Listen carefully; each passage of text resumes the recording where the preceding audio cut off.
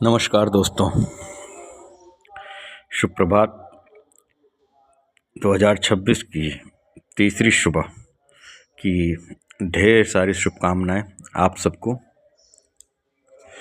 हाँ, पिछली पोस्ट में जो कि मैंने आज ही रिकॉर्ड की थी, परमात्मा कौन और परमात्मा का बोध कैसे प्राप्त किया जाए,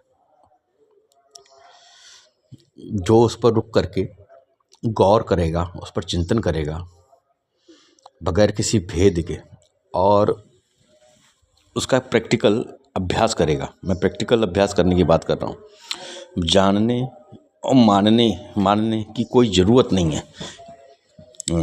जो चीज़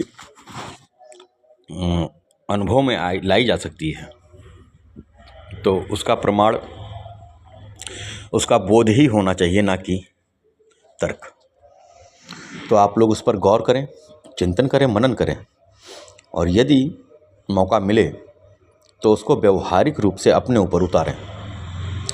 उस छोटी सी 6 मिनट की रिकॉर्डिंग में मैंने कोशिश की है कि वो सार तत्व तुम्हारे सामने रख दूं। अब उसी के प्रमाण में हम बात करेंगे कि हमारे वेद क्या कहते हैं।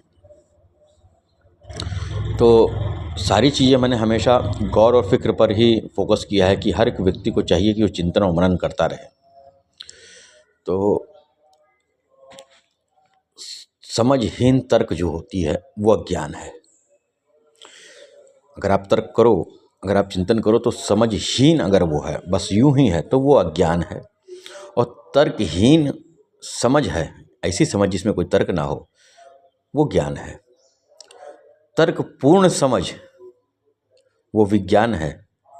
समझ पूर्ण तर्क यह प्रज्ञान है। प्रज्ञान का रिश्ता जो है वो बोध से है। तर्क है दिमागी गणित और समझ है वास्तविकता का दर्शन। इन 8 शब्दों को बड़ी गौर से और बार बार सुनिए। तो हमें समझहीन तर्क से बाहर निकलना होगा। वेदों की 4 घोषणाएं हैं।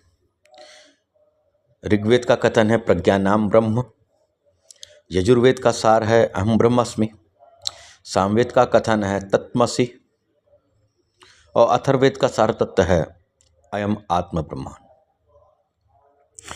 तो पहले लें ऋग्वेद का प्रज्ञानाम ब्रह्म। ये प्रज्ञान ही जो है, ये बोध जो है, यही ब्रह्म है। अगर हम इसको यजुर्वेद में ले लें अहम ब्रह्मास्मि, मैं ही ब्रह्म हूँ। सामवेद का कथन तत्त्वमसि, वह तुम हो। अथर्ववेद का सारा तत्व अयम आत्म ब्रह्म, अर्थात यह आत्मा ब्रह्म है। ये सारे महान कथन भिन्न भिन्न हैं और भिन्न भिन्न प्रकार से उनकी व्याख्या की गई, किंतु सब एक ही दिव्यता की ओर इशारा करते हैं और उनका विषय केवल दिव्यता है। पहला कथन है प्रज्ञानाम ब्रह्म। प्रज्ञान क्या है? क्या वह केवल चातुर्य है, बुद्धि है? नहीं, प्रज्ञान शरीर में, मन में, बुद्धि में, अहम में, सब में विद्यमान होता है। प्रज्ञान जड़ और चेतन दोनों में रहता है। उसे हम निरंतर संपूर्ण चेतना कहते हैं।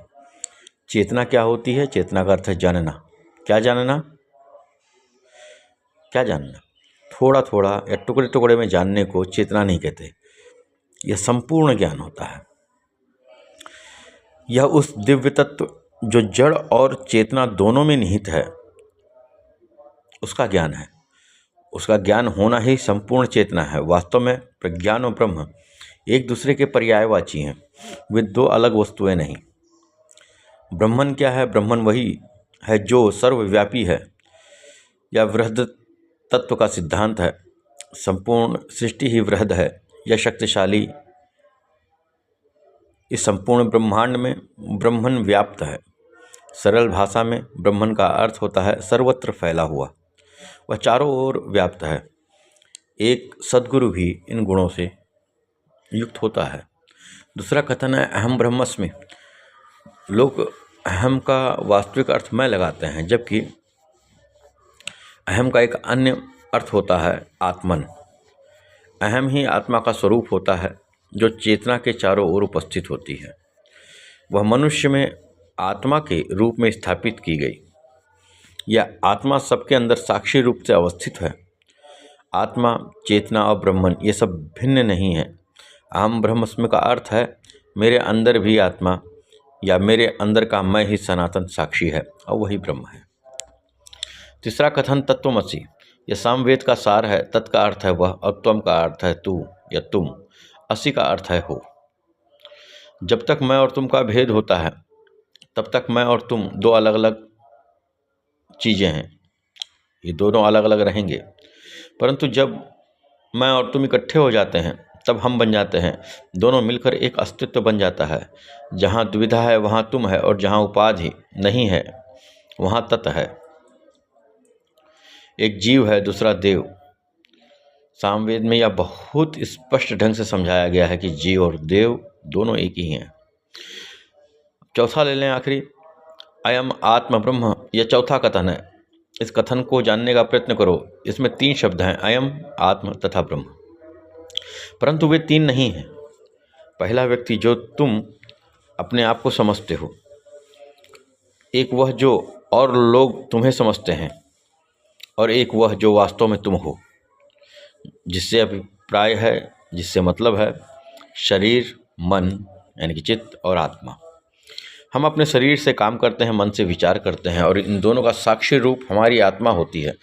जागृत अवस्था में तुम व्यक्तिगत रूप से पूरा विश्व होते हो, स्वप्न अवस्था में तुम तेजस होते हो, और निद्रा अवस्था में तुम प्रज्ञान स्वरूप होते हो। इस बात को बड़े गौर से समझिएगा। ये प्रज्ञान ब्रह्म अर्थात ब्रह्मन ही परम चेतना होती है और प्रज्ञान ही आत्मा होती है। एक सद्गुरु दिव्य तत्व का स्वरूप होता है। वही इन चारों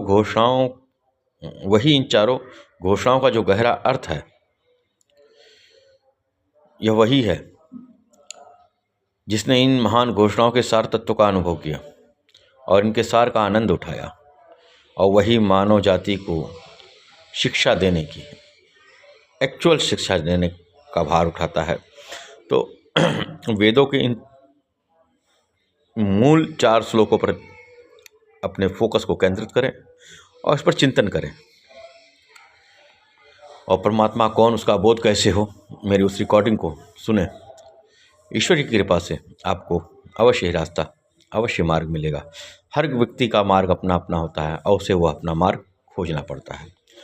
आप सबको साधुवाद।